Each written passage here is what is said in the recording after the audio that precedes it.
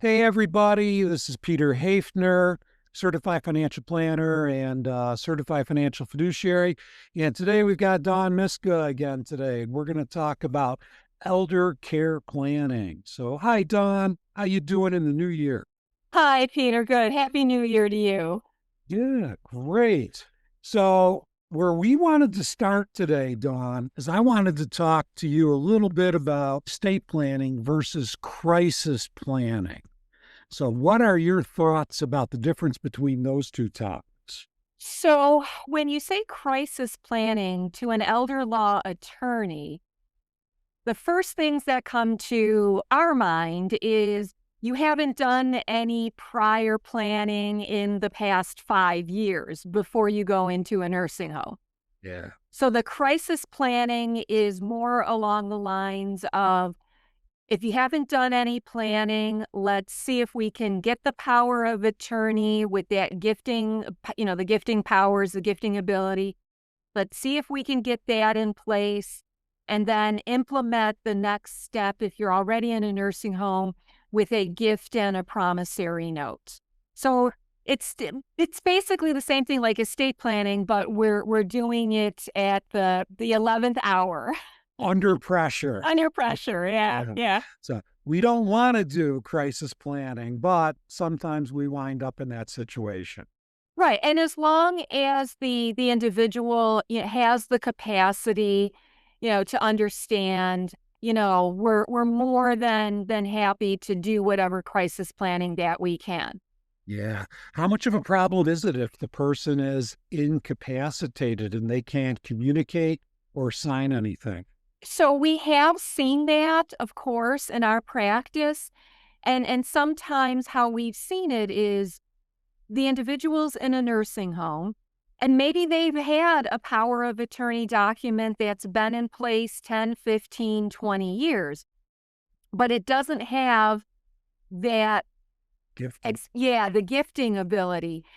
And so if the individual is unable to do a new power of attorney, even though they have a current power of attorney in place, Right. and if we want to include the gifting ability, now, unfortunately, we're going to court. We're doing a guardianship.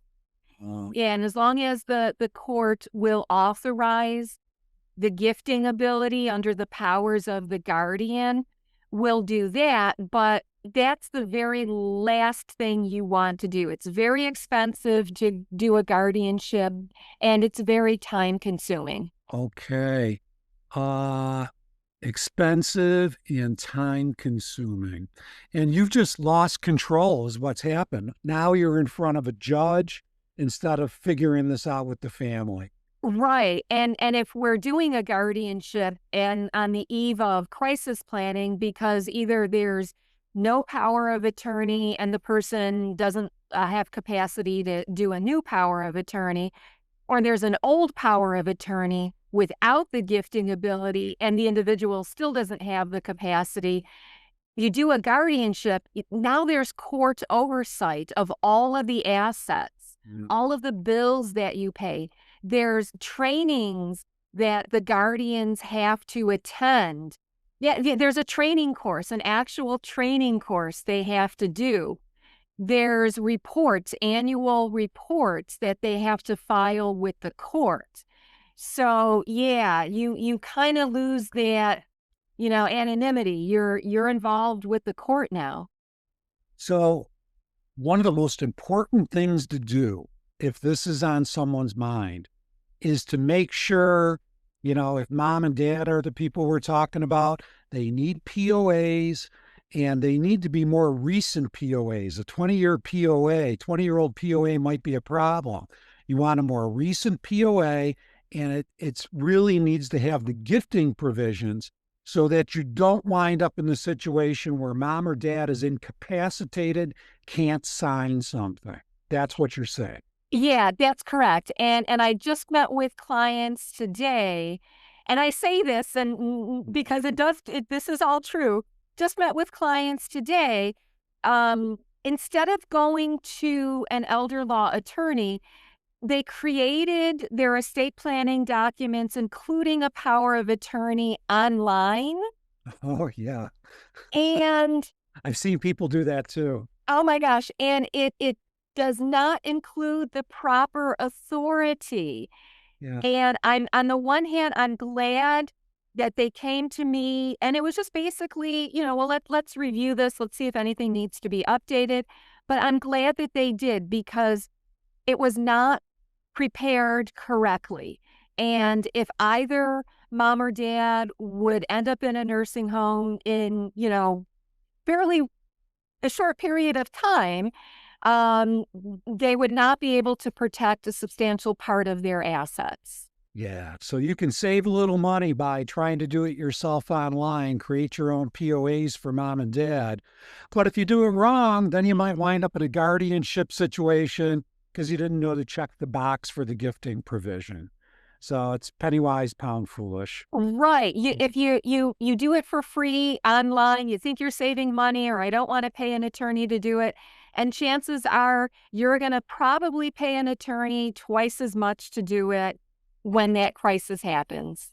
Hey, sometimes I think this is true. I think sometimes go to an attorney, they pay the attorney, they get the POA created, but mom and dad don't want to sign off on it because they don't want anyone to have the power until they need the power. Now, if mom and dad do that, what happens if they're incapacitated before everyone signs and executes the document? Excellent question, because another client I met with first thing this morning, the same thing, except the bank wouldn't accept the power of attorney because she signed the principal under the power of attorney, designated the daughter as his agent. This was the dad who was the principal, and the dad didn't want the daughter to have immediate authority. Yes. And under the law, your agent in New York does not have immediate authority under the power of attorney unless and until they've put their signature on that power of attorney document. Right. And the agent can put their signature on that document at any time in the future. So Okay. it could be 5 years from when the principal signed, and it's the date that the agent signs is when their powers go into effect. Okay. So if it's in the lockbox in the bedroom, you can pull it out. The agent or adult children can sign it. And even though mom or dad is incapacitated, that's okay. That's correct. Yep. The power of attorney, it's a durable power of attorney. It survives the incapacity of the principal. So the agent can sign it at any time in front of a notary. I just want to make it clear. They have to sign it and date it in front of a notary public. All right. That's great. I worried that that might be a problem. So I'm glad to hear what you got to say about that. Has anything changed with regard to the 5 year look back? No, still 5 years. The new figures as far as the asset eligibility for Medicaid, that has not been issued yet for 2026. Oh, So I've updated what you can keep and yeah, how much you can keep, what's excluded, that has not been updated yet. So I know we're you, still fairly into the new year, sure. hoping to get that in the next couple of weeks. Do you know the ballpark of what it was for last year? It was $32,000 in assets. Is And that I'm for just rounding it up. Yeah, sure. $32,000. Yeah. Is that for a couple or is that for an individual or is it's always an individual? The 32,000 is always for the person who's applying for Medicaid, whether they have a spouse living at home or not. Okay.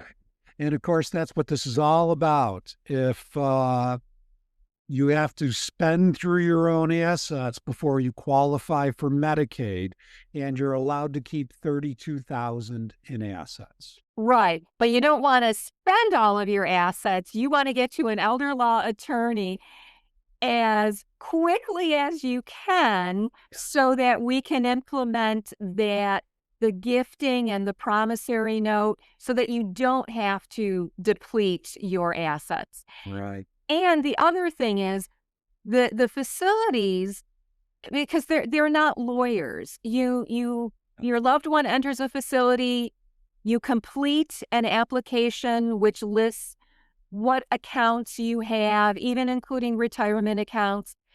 And the people at the facility will look at that list and say, oh, you have to close out your IRA, or you have to close out your 401k. You're not eligible for Medicaid. You're going to be private pay for a while. That is not correct. That's why you go to an elder law attorney as soon as you can. Yeah. The very helpful social workers at these places are often really, in my opinion, in what I've seen, they seem to be working for the nursing home or rehab center to help them get paid first and foremost. Yeah, Is that kind of exactly. what you're saying?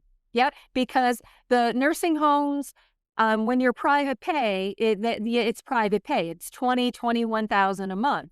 Yeah. When somebody's on Medicaid, Medicaid pays those facilities a substantially reduced rate. So they would prefer to keep people and have people private pay as opposed to going on Medicaid. Okay. So if one of your loved ones goes into a nursing home tomorrow, what you need to do right away is you need to call an elder care attorney. Yes. Okay. Yep. What, if anything, will Medicare, not Medicaid, but Medicare cover if someone's going into a nursing home? That's another excellent question, Peter. As you know, Medicare covers a certain number of days when you're in a nursing home. Generally, the first 20 days, Medicare will cover free of charge. So you don't have a copay when you are in the nursing home. Okay. But after day 20, when you're between days 21 and day 100, that's when you're paying a copay for your Medicare while you're in the nursing home. Okay. So they're And still picking up some of it, but not all of it. right, they're still picking up some of it, but not all of it. And if you don't make the full 100 Medicare copay days, that's when you're, private pay, you have to apply for Medicaid. Medicare does not cover the room and board charge of a skilled nursing home. Okay. Okay. That's where Medicaid will cover, the $20,000 room and board. That's what they call it. But So Medicare does not cover that. okay.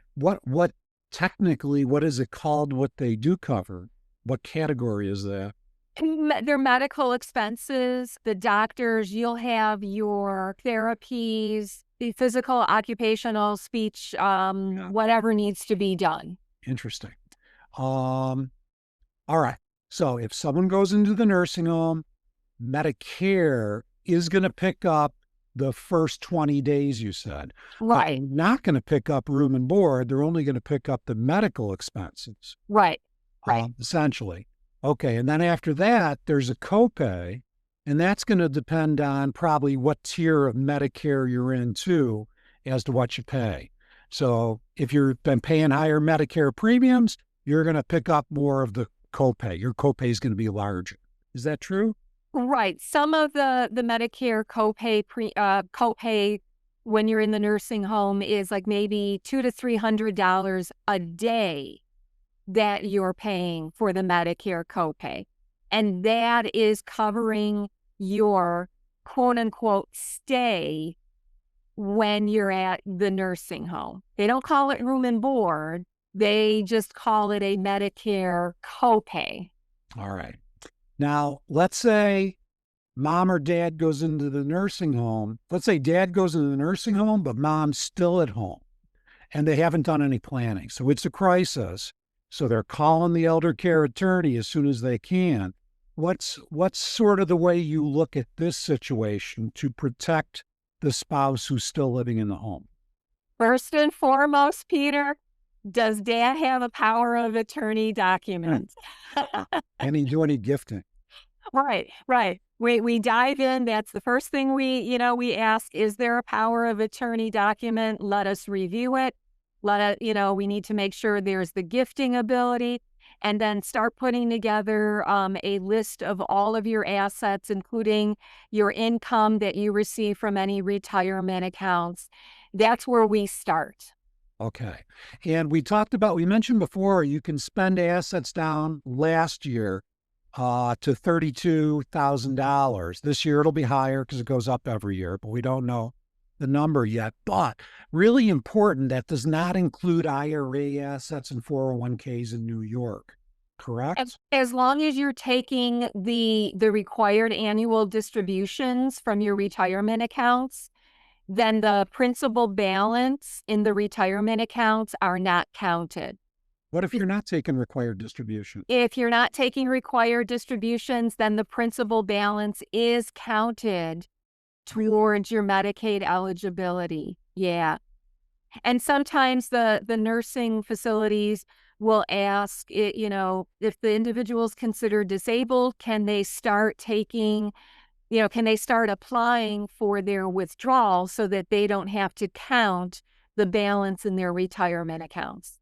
If I'm 45 years old and I have 200 grand in a 401k, and I get a serious medical event, I'm in a nursing home now, there's no way I'm coming home. If I got 200 grand in my 401k, I'm not old enough to start taking RMDs. So that 200 grand, I'm going to have to spend down to pay the nursing home. So go ahead. Yeah. Oh, but if you got that gifting ability under the power of attorney and you see an elder law attorney, I'm not going to have to lose all of my 200 grand, even if I'm 45 years of age and in a nursing home. Okay. There's things you can do to Yeah. shelter some or all the money. Now, in the case of the 45-year-old, where they're under 59 and a half, there would normally be penalties when they take the money out. Now, I know for disability, I think you can take out 10,000 a year. That's what it used to be without penalty. But in the situation you're describing, if they do have to spend that down, do they get levied a 10% penalty on those distributions as well? Yeah, I believe they would. Yeah. Wow. Yeah. Okay. And let's talk about a person who's over 59 and a half, but not 73 or 75, where they're taking required distributions yet. If they wind up in the nursing home and that asset is attachable, I guess, um, you said it's only not attachable, only doesn't qualify if they're taking required minimum distributions. But what if they're taking distributions that aren't required? Would that protect the asset or no?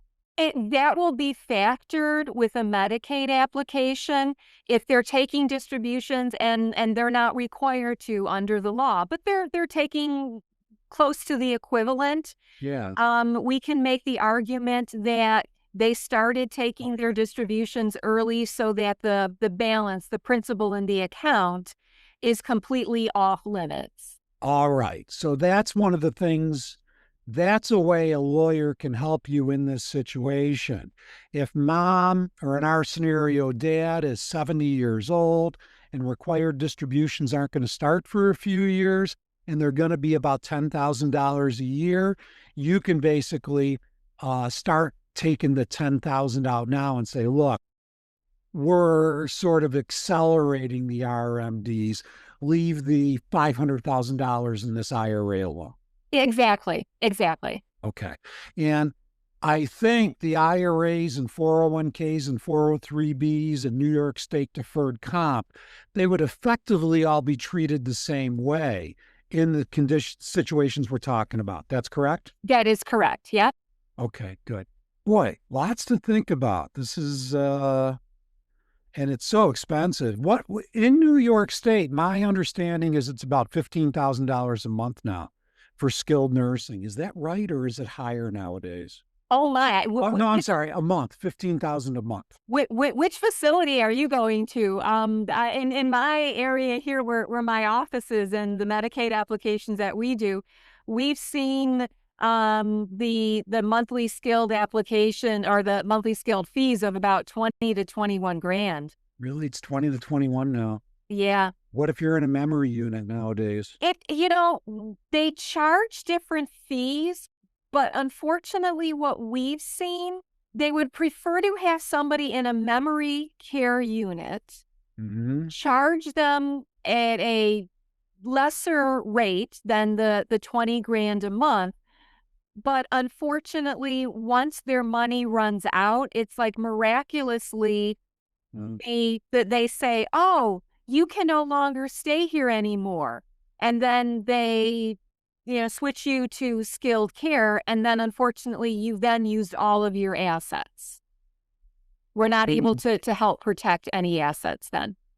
I used to hear years ago, and I don't think this is true, that if you got into a nursing home and then ran out of money like 3 years later, they had to keep you. That's not Oh, true, though, is it? oh, they can still keep you. You get in a nursing home and you're private paying and you run out of money. Yeah, that nursing facility will still keep you. It's just that you now have to apply for Medicaid. What if you're in a really good nursing home that's really expensive and Medicaid isn't going to pay anywhere near as much as you were paying? As long as the facility accepts Medicaid, you will remain in a very good facility, except Mhm. instead of being in a private room, because when you're private pay, you're in a private room. Once you apply for Medicaid and you're on Medicaid, you are now in a semi-private room with somebody else. Okay. So this is an argument again for long-term care insurance as a way to put yourself in control where you've got more choice as to where you're going to go and the quality of the facility. And even if the long term, it's so expensive, long term care insurance, so people will get it to last for 2 years or 3 years or only cover a portion of skilled nursing. But that can get you into a high quality place. And then if you wind up on Medicaid, you can stay at the nice place you chose for yourself. Oh my gosh, yeah, because if the usual transition is you go from your home, you fall in your home, you go to a hospital. Then from the hospital, they send you a place for rehab. And then depending on your situation, your condition, are you going to go home, or are you going to have to transition to a skilled facility? If you're going from a rehab to a skilled facility, if you have long-term care insurance, you're going to be placed at the head of the class, so to speak. Hmm. And they're interested in people who can private pay or have insurance. Okay. And if we go back to our scenario where dad's gone in the nursing home and mom's at home, in that case, the home is protected because the spouse lives there. But Right. if mom winds up going into the nursing home too, now that no one's living in the house, is there any way you can protect the house under this crisis type planning? So let's change the scenario a little bit. Let's say mom has already died a number of years ago and dad goes in the nursing home from the home. Is there anything you can do if he hasn't done any prior planning? So it's going to depend on what other assets dad has. If he didn't do any planning, if he didn't put the house in the trust before he went into a nursing home, the house may need to be sold and then that money used to pay for his care. Yeah. We look and see, were there children who lived in the home 2 years prior to the parent going into the nursing home? Maybe we can do like a caregiver child exemption so that the house is protected. Hmm. Is there a disabled child of any age that we can maybe deed the house over to? So it's all of these like layers that we peel back to try to figure out what we can do and save for everybody. Okay. So it just depends on the situation. Sometimes you can, sometimes you can't. Yeah. That's why you don't want to wait till there's a crisis. You want to think these things through, and you really want to get ahead of the 5-year look back on these sorts of things. Yeah, and what I tell clients is, even my current, and former clients, I always tell them, look, if something happens to mom or dad, give me a call. If I don't hear from you, then I know I did my job well. And if I hear from you, at least you have an immediate resource in your back pocket. You're not, trying to figure out, who do I call now, what attorney, what lawyer. You have an immediate person so that you can reach out to as your loved one is, transitioning from hospital to a rehab to a nursing home. You have somebody immediately that will return your call and help you through all of this. So anybody who doesn't have an elder law attorney, go and sit down with one, establish that relationship so you have that person you can talk to immediately when a situation arises. Okay. And if you're doing the planning before there's a problem to protect the house, I think the kind of trust you use is called a personal residence trust.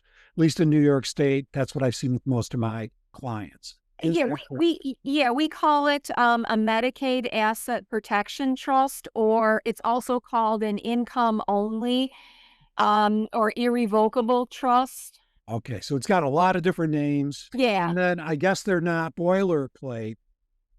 The trust is going to could be a little different depending on the people who own the house and their family situations. that's correct. Right. And what type of property is it? Is it, potential rental property? Are there tenants upstairs or downstairs? Mhm. So yeah, it's everybody's situation is different. So the trust will be created to fit everybody's particular situation so that everything continues smoothly. Okay. Now, if someone sets up one of these trusts, then let's say mom and dad are living in the house and they're getting their later 70s, and the family decides they want to put the house in a trust. So if they do go in the nursing home, the kids can inherit the value of the house. Yep. Um, Now, mom and dad do this. And then 2 years later, they decide, you know what? I want to sell this house and we're moving to Florida. I don't think they can actually just do it on their own. You've got to undo the trust. And the kids who are essentially the future owners of the house have to consent. Is that correct? That's correct. If mom and dad want to sell the house and move to Florida and live off the money from the sale proceeds, yes, the beneficiaries under the trust have to consent to the house going back to mom and dad so that mom and dad can sell the house and take advantage of the sale proceeds. All right. And that's just it. They don't own the house anymore. The Right. trust owns the house. Right. And in that kind of a trust, who's the trustee generally? Somebody other than the mom and dad. Generally it's one of the children who are the Yeah, trustees. the child they love the most, who's the Yeah. executor too, Yeah. or the one they trust the most. All right. Now, if the house is in that trust, they lose a little bit of control as to if they're going to sell it, which they'll think through with the attorney before they sign it. But they still are going to have the obligation of maintaining the house, paying the taxes. I don't think they lose a star exemption. That's all Nope. true. Yep, that's true. They don't lose any star senior veterans because how the trust is drafted, it's basically allowing the parents to continue to reside in the property similar to a life estate. And because we have the language that it's their responsibility to maintain the property and use and enjoy the property, that's why those exemptions do not get lost when it's transferred to a trust. Got it. And you brought it up, life estate. Give us a little synopsis of what that means and what that is. So that's when you add your children to Mhm. the deed with you presently, and your children become present owners of your house with you. And it's not an equal ownership between you and your children. Your ownership interest is a very small percentage. The parents The becomes parents' ownership interest, yeah. so really you're sort of giving it over to the kids. Well, you are at that point, yeah. Now the kids are the owners with you, Okay. subject to the kids' bankruptcies, credits. Oh, this Um, is just like putting them on the deed, essentially. well, they are put on the deed, yeah, exactly. They're put on the deed, yeah. Why? Okay, so how is putting them on the deed different than a life estate? Oh, it's the same thing. The Oh, because you put the children on the deed and the parents retain their life use of the property. That's why it's called a life estate. The parents have the life use and enjoyment of the house, of the property. yeah, I've never actually seen this done. Do you state the percentage owned by each individual on the deed? No, It's all equal. Everyone owns it all together. no, because mom and dad, their life estate percentage, it's based on a calculation. Dear, I know it's based on a calculation, and the parents' life estate interest can be 1%, could be a percentage like 12% this month, and it could go up to 25% next month. It fluctuates, it goes up and down. Hmm. Yeah, My parents paid $18,000 for the house I grew up in, and if they still lived there, they'd be able to sell it for 300. yeah. So there'd be a huge capital gain. How is the capital gain treated for the kids if they're put on the deed?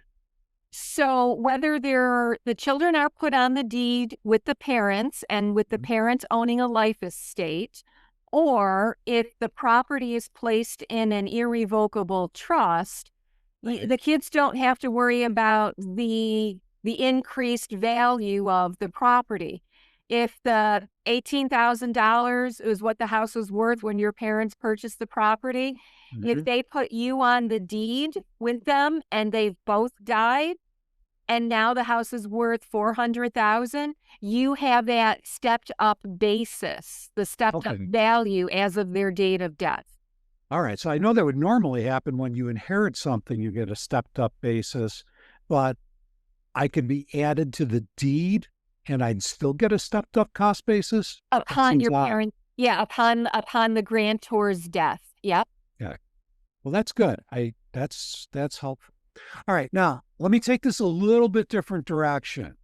Um, we are all about, we want to set up beneficiaries as much as possible on as many things as we possibly can. Because if we set up a beneficiary, the asset goes quickly, easily, transparently, and with little to no cost to the beneficiaries, as opposed to going through probate. But there's some things you can't really, I don't know how you set up a beneficiary on a car. How can you do that? Can you set up a beneficiary on a car? So the only way to really set up a beneficiary on a car is to create a trust, Right. whether it's a revocable trust or an irrevocable trust. And then you delegate, you sign a document called an assignment, intending that the automobiles that you own are a part of the trust. You don't necessarily change the certificate of title, you just assign that into the trust. Now, and what that means is if you actually did that, you would have to change the registration on your car to the trust, don't you? No, no, no, Okay. no. So I've seen people with these types of trusts, but it seems to me that those smaller things never get into the trust. Um, It's going to depend on the language under the trust document. And if there was a separate document, called an assignment, again, intending that, oh, this is my pen. I intend that any pens that I own fall under the trust upon my death. Yeah. Now, no matter how thorough we are, in someone's estate, there's going to be things that are not taken into account. They're not on that list. And I think, do they have to go through probate, whatever's left over? Or is there, if your estate, if your probatable estate is small enough, do they just say, we're not going to worry about that? It's under $50,000. Well, if there is something that falls through the cracks, if it's a bank account and say there's Let's say it's the cars. People's cars are typically going to go through, they're not going to be accounted for through a it'll trust or something. typically go through probate. Okay, so it will. Yeah. Yeah. So if the title to the vehicle and it wasn't in a trust, the cars were not assigned into a trust, then you pass away, you own an automobile, it has to go through probate. If you have a surviving spouse, and as long as the vehicle that you owned, the person who passed, as long as the value of the vehicle was less than $25,000, and that person who passed had a spouse, the spouse doesn't have to go through probate for that vehicle. They can just go to the DMV and transfer it as long as the car was worth less than $25,000 when their spouse died. What if it's worth more? If it's worth more, you have to go through probate in order for the surviving spouse to transfer it into their name. Wow. Okay. So I had wondered if your estate was small enough, if you could avoid probate, but you cannot.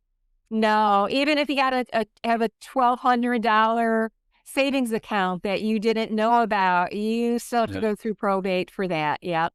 Okay.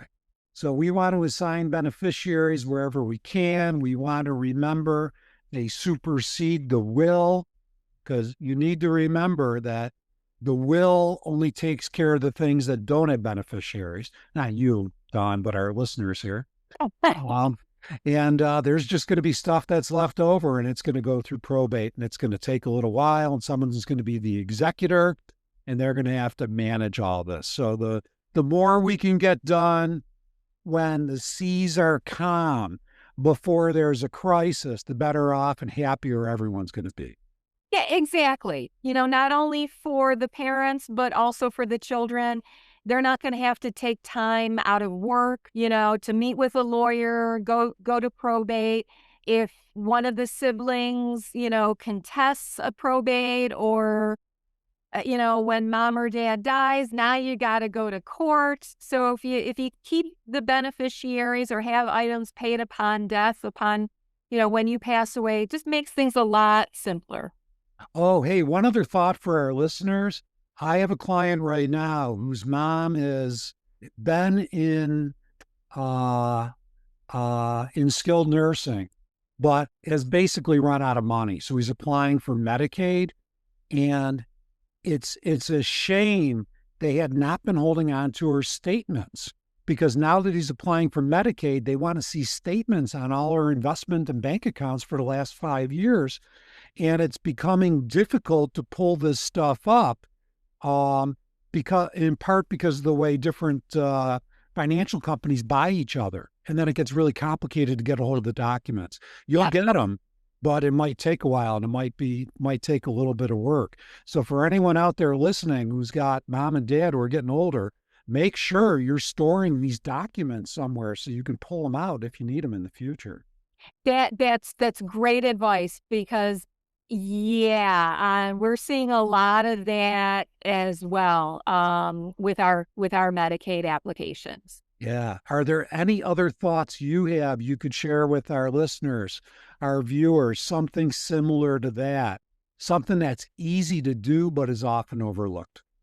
Keeping a list of what assets you have, where are they located, the account numbers. Not necessarily the balance, the balances in the accounts, but, do you have a Merrill Lynch account? What kind of an account? What's the account number? List of passwords, all of that. Keep that in a safe place for your loved ones. All right. All right. And this seems like a pretty good place to close for today. We've been going for over 30 minutes. Do you have any last thoughts, Don? No, it's the beginning of the new year, so hopefully everybody can make a resolution. Go meet with your elder law attorney Yeah, meet with your elder law attorney. and your financial advisors, because the elder law attorneys really have to work with the financial advisors and vice versa. That relationship is a priceless relationship for clients. Yeah, we can't do it by ourselves. Got to have the team. Yep, exactly. All right. Don, thanks for joining us. We'll do this again in a number of weeks, and have a great day. All right, you too. Always a pleasure.